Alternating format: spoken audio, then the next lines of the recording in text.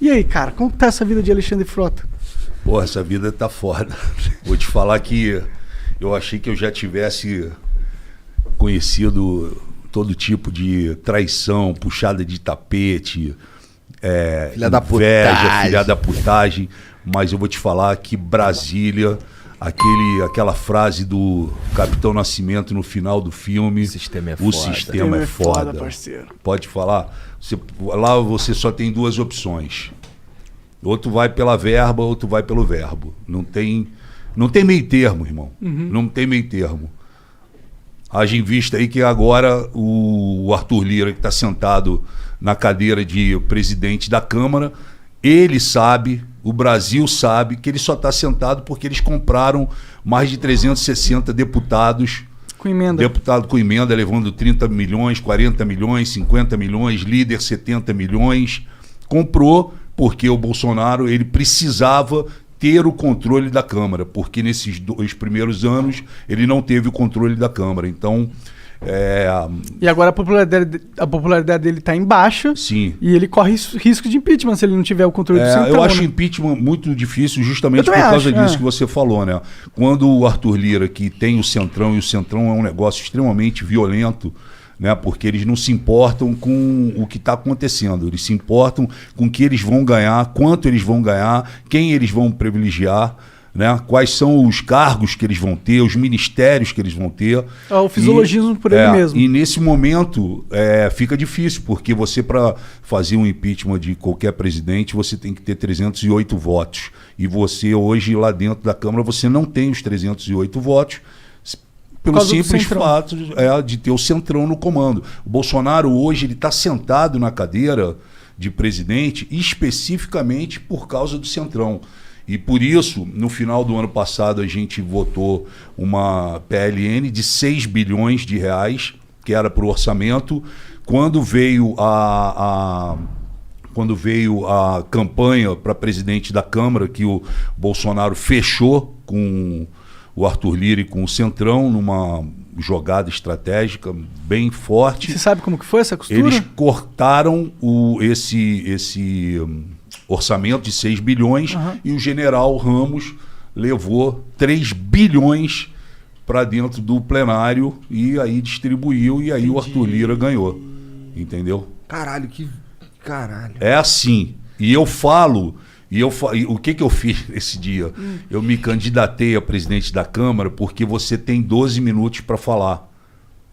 E eu falei, quem fez a mesma coisa? Eu falei, eu vou falar os 12 minutos. E aí eu subi, isso que eu falei para vocês, eu falei em outras palavras até um pouco mais agressiva. Aí eles me vaiaram, né? Começaram um frenesi, deram um faniquito lá deles, e aí eu falei, vocês podem vaiar, mas vocês sabem que se eu puxar a lista aqui, eu vou mostrar quem é quem aqui dentro. Para mim teria sido muito mais fácil. Eu poderia ter votado no Arthur Lira, apertou minha mão várias vezes, General Ramos me ligou, falou, e aí, Frota, porra, fecha com a gente, caramba, tem as emendas e tudo, e eu não fui. Para mim poderia ter sido mais fácil, mas eu falei isso na cara deles todos e falei lá, você paga um preço por isso, mas... eu prefiro ficar tranquilo, cara. É um preço esse preço que tá dizendo tu é jogado para escanteio? Não é que você é jogado para escanteio, mas se você vacilar, você fica no escanteio. Eu, como sou um cara que vou metendo a cara, eu não quero saber, eu vou para cima. Então eu não fiquei de escanteio. Mas, por exemplo, se eu faço hoje uma reunião com um ministro alinhado com o sistema e alinhado com o Bolsonaro, o ministro me recebe muito bem, me dá café, me dá água, refrigerante, traz todo mundo, faz aquela festa, eu viro as costas e ele rasga o pedido e joga no lixo. Entendeu? Então, caralho, assim, você passa a não ter um trânsito, né? Para quem acompanha aqui, né, política, vê todos os dias um monte de deputado inaugurando ferrovia, estrada, terminando obras por todo o país e tudo. Tem sempre aqueles que andam junto dentro do avião do presidente, aquela coisa toda, porque esses estão alinhados. Ali é o voto, irmão. Não adianta o Eduardo Bolsonaro ter 1.800.000 votos. Eu tive 156 mil votos. Mas depois que você pisa em Brasília, o voto tem o mesmo peso. Entendeu? O teu voto tem o mesmo peso que o meu, independente se você teve 2 milhões de votos ou não. E aí, cara, o voto lá dentro vale muito, porque você consegue dar andamento ao país no voto, né? Então, muitas vezes você tem pressão do partido, o partido te pressiona, o partido fecha a questão, exige que você vote, você pode até não votar, você arruma uma confusão com o seu partido, né? E você sofre essas pressões do governo também. Porra, precisa passar essa parada. Aí começa a tocar o telefone, olha, vem aqui, vamos conversar, o que você está precisando, quais são os prefeitos que você conhece, vê se você pode formar com a gente. Pô, tô vendo aqui, você tem 10 projetos aqui, vou pedir para o presidente colocar um projeto teu para votar, porque hoje o que um deputado, para vocês terem uma ideia, qual é a grande... O que um deputado quer dentro da Câmara, fora uma série de coisas, ele quer ter os projetos dele aprovados. Né? Porque ele pode mostrar serviço. Sim, né? E é muito difícil. Né? O Bolsonaro, por exemplo, ficou 28 anos lá dentro, aprovou um projeto. Sim. Né? Então, para você aprovar o projeto, se você tiver alinhado ao governo, é muito mais fácil. A não ser que o seu projeto seja de um interesse universal, sabe, nacional, que aí não tem como ninguém, chegar e falar, não, eu não vou, sabe, ser contra esse porque projeto. Tem custo político pra ele. Exatamente. Então, cara, é difícil, você sofre pressão todo dia. Porque você é o público, é o povo, né, atrás de você, ali te pressionando, aí é esquerda, é direita, é centro, é pesada a parada. E eu achei que na televisão, porque eu vivi muitos anos na televisão, né, só de TV Globo foram 12 anos e mais Record, SBT, Bandeirantes, enfim. E, eu vivi coisas também dentro da televisão muito forte, muito foda, de puxada de tapete, de traição. Não só comigo, eu vi com vários outros atores acontecendo a parada. E, eu falei, política talvez... Meu irmão, quando eu cheguei lá que eu vi, o problema é muito maior, o buraco é muito mais embaixo. Porque lá, eu acho que diferente, Monark, da televisão, a televisão mexe com ego, tá? Ela mexe também com a questão financeira, mas, Brasília, meu irmão, ela mexe com o poder. O poder. Às vezes o poder é mais... para os mais válido, né? Mais tentador o poder do que a verba, entendeu? Do que o prestígio, do que o cara tá cagando e andando se ele tá sendo processado, se o STF tá processando ele, se a Polícia Federal tá investigando. Ele quer poder, irmão. Ele quer chegar aqui e falar, você vai para aqui, você vai para aquela secretaria, esse ministério é meu. Você vê, o Centrão fechou com o Bolsonaro, chegaram lá, Ministério da Cidadania. Mas tá o Onyx lá, tira o Onyx. Tira o Onyx. A gente quer a chave do ministério, entendeu? E você, com uma chave de um ministério, você está falando aí, em 3 mil funcionários. Sim, entendeu? Orçamento absurdo. Orçamento absurdo, sabe? E poder, irmão. Poder. O poder é muito forte, cara. Foi por isso que você rompeu com o Bolsonaro? Cara, todo mundo... assim, eu falo para você que eu me arrependi muito, né, de ter lutado tanto para a chegada do Bolsonaro na presidência. As pessoas me criticam, falam, mas tu não pode ser, um cara como você não pode ter sido tão ingênuo assim, Frota, a ponto de não ter visto antes o que ia acontecer e etc e tal. Mas eu mergulhei de coração na parada, porque eu achei que naquele momento ele ia realmente... fazer uma asepsia na política, ia mudar a situação, a gente ia conseguir respirar de vários outros governos que já vinham. E eu não tive assim uma briga com ele.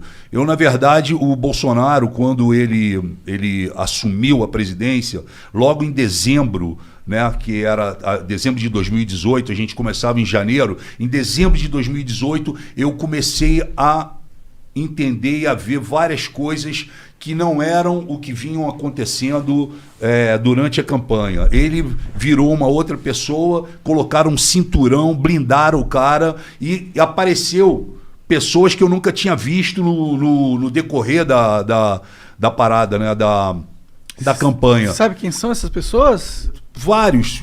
Apareceu um monte de militar, apareceu um monte de cara de terno, apareceu gente de tudo que foi lado e blindaram o Bolsonaro. E a cena marcante, onde eu comecei a ficar, sabe, assim, pensando, foi quando eu estava no Banco do Brasil, onde foi a transição do governo Temer para o governo Bolsonaro. E aí, lá para as 2 horas da tarde, abriu a porta do corredor, entrou vários militares e o Bolsonaro no meio, um monte de cara de terno. E o Bebiano, que morreu de infarto. O Bebiano, as pessoas podem criticar, falar o que quiser, mas o Bebiano, meu irmão, ele ficou 26 horas da vida dele por dia, durante 5 anos, do lado do Bolsonaro. Se tem alguém que ajudou o Bolsonaro, empurrou o Bolsonaro, tirou vários BOs da frente a nível jurídico e o caramba, segurou a parada, foi o Bebiano. E o Bebiano morreu, muita gente acha estranha essa morte dele, né? A gente conversou com o André Marinho, ele mostrou um vídeo aqui no Flow do Bebiano. Um cara forte pra caralho, grande, entendeu? E aí, pô, eu encontro o Bebiano, aquelas pessoas todas que foram entrando por umas salas. Era um corredor enorme, todo mundo entrou e ficou o Bebiano parado no corredor. Aí eu cheguei pro Bebiano e falei, e aí, Bebiano, tá tranquilo? Ele falou, tô. Falei, pô, e aí, onde é a tua sala? Ele falou, pô, não tem sala. Eu falei, como tu não tem sala? Ele falou, pô, eu não tenho sala e não sei o que eu vou fazer ainda no governo. Tu acredita, Frota? Eu falei, pô, não acredito. Pra mim, tu ia ser o cara, pô, tu ia ser o líbero da parada. Tu ajudou o cara a sentar nessa cadeira. Pra mim, tu era o líbero. Tu não precisava nem ter cargo. Sim, tu era o cara que ia chegar, Bolsonaro, é o seguinte, tô precisando coordenador ali. Um coordenador, né? Ele falou, pois é, mas não tenho. E eu tô achando muito estranho as coisas, Frota, porque começaram a me tirar de reuniões, eu não sei para onde eu vou, sabe? Aí tentaram acochambrar ele ali na Secretaria-Geral da Presidência, enfim. Mas qual que era o problema com o Bebiano em si? Eu não sei qual foi o problema com o Bebiano. Entendi. Só o que eu senti foi o seguinte, irmão. Se você corre junto uma temporada e você ganha, porra, você tem que comemorar junto. Com você certeza. não pode largar um cara como o Bebiano sem sala. Isso para mim foi muito marcante. E acendeu uma luz. E fora outras coisas que eu vim vendo. Mas aí quando chegou em janeiro, o Bolsonaro me chama e fala assim, ô Frota, o Temer, através do Onyx Lorenzoni, pediu a cota dele no nosso governo, que é justamente um ministério, uma secretaria. Como o Bolsonaro se vinga da classe artística por causa daquele hashtag ele não, que a Daniela Mercury foi uma das que comandou aquilo, e vários outros artistas, e os artistas foram contra a eleição dele, o Bolsonaro se vinga da classe cultural. Então o que ele fez? Ele, assim que ele assumiu, que ele sentou na cadeira, ele tirou o Ministério da Cultura e transformou numa Secretaria de Cultura. Ele já diminuiu ali. E aí, como o Temer tinha pedido ao Onyx uma fatia, Bolsonaro chegou para mim, e eu tenho gravado isso, que dia eu posso até mandar para vocês, o Bolsonaro, o Onyx chega e fala, ó, precisa colocar o Osmar Terra em algum lugar. E aí o Bolsonaro coloca o Osmar Terra na Secretaria de Cultura, sendo que o Osmar Terra nunca fez nada pela cultura do país. E aí o Bolsonaro me chama e fala, Frota, é o seguinte, não gosto do Osmar Terra, ele não vai fazer nada pela cultura, mas eu preciso o seguinte, embaixo da secretaria, do secretário de Cultura, tem 6 secretarias importantíssimas para o fomento da cultura no país. Lei Rouanet,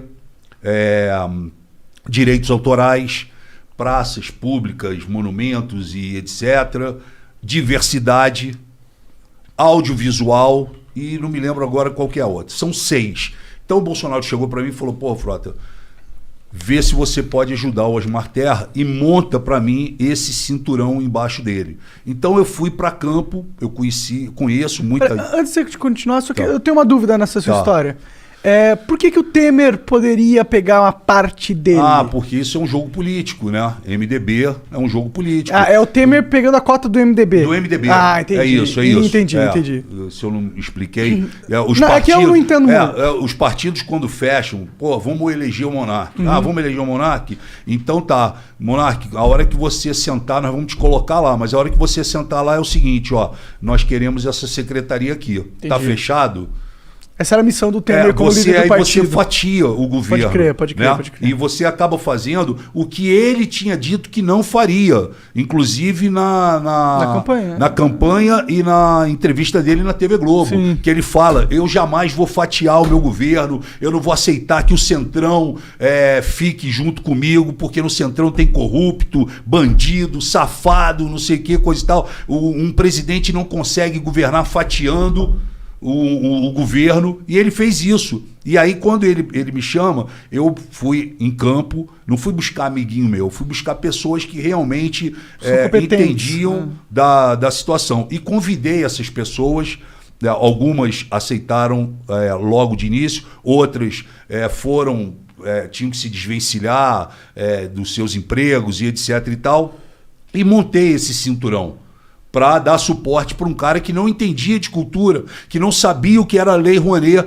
e que deu uma declaração quando foi convidado como secretário que de cultura ele só entendia tocar berimbau.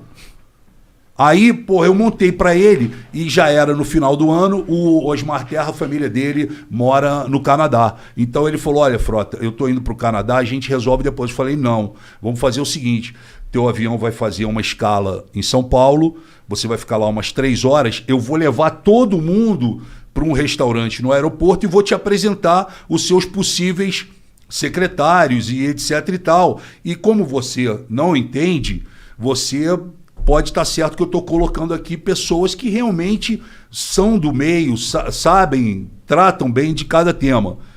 Tranquilo. E aí ele foi no avião dele, enfim, eu montei toda a situação lá no restaurante, no aeroporto, enfim, e apresentei todo mundo para ele. Falei, esse aqui, essa aqui, esse. Apresentei o secretariado dele.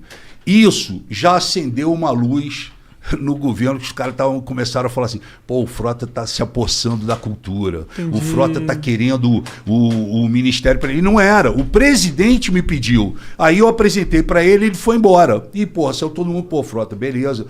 Tô feliz, obrigado pela oportunidade, vamos lutar. E o caramba, tô pedindo demissão da Fox para assumir aqui a parada. O cara, com 10 anos de empresa, tô saindo fora, mas meu irmão, pode vir, vai dar tudo certo.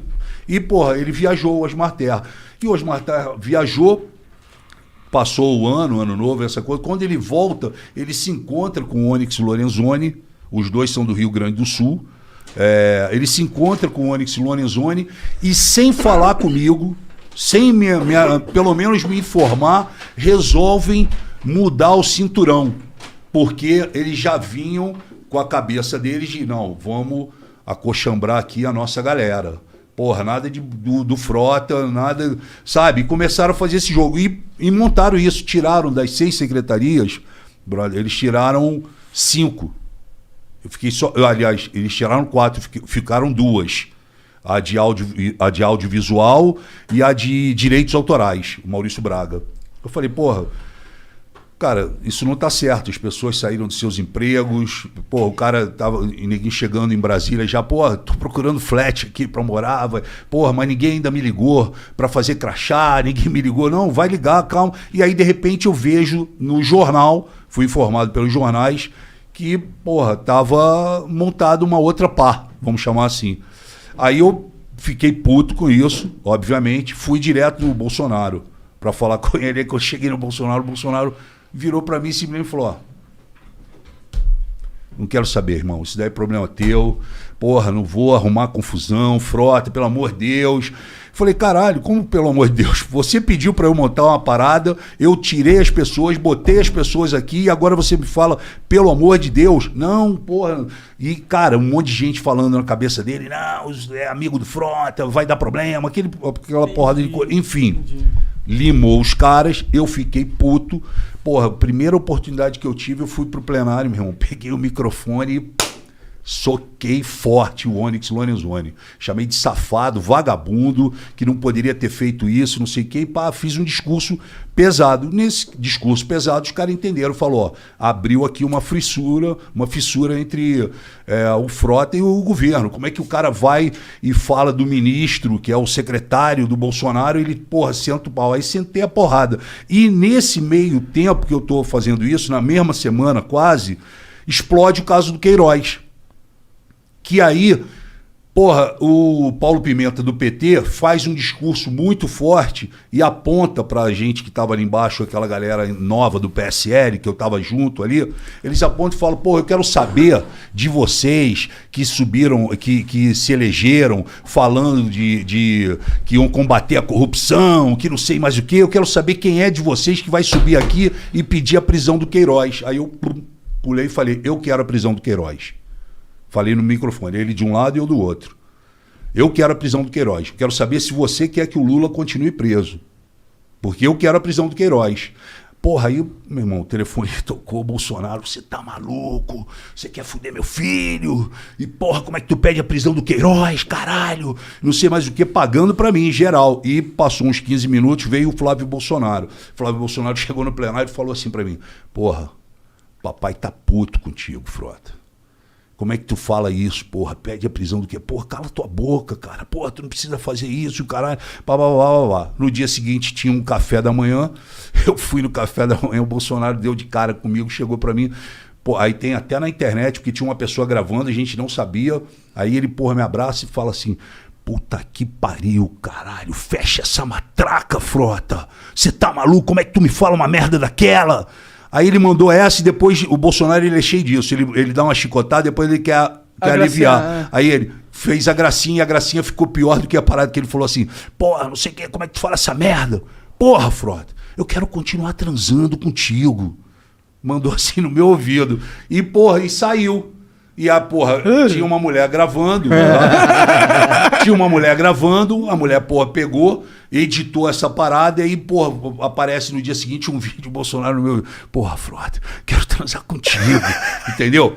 E aí aconteceu essa parada. Aí, cara, eu vi que, porra, não tinha mais clima, né? O PSL rachou logo de início, porque o PSL foi um. Eu vim no meio do PSL e não tiro também a minha participação nesses troços, mas o PSL entrou um monte de cara novato, achando que ia resolver a política do país. E, meu irmão, a gente fez uma asepsia lá dentro, mas foram 52% de gente nova que entrou e etc e tal. Mas os que ficaram era só black belt.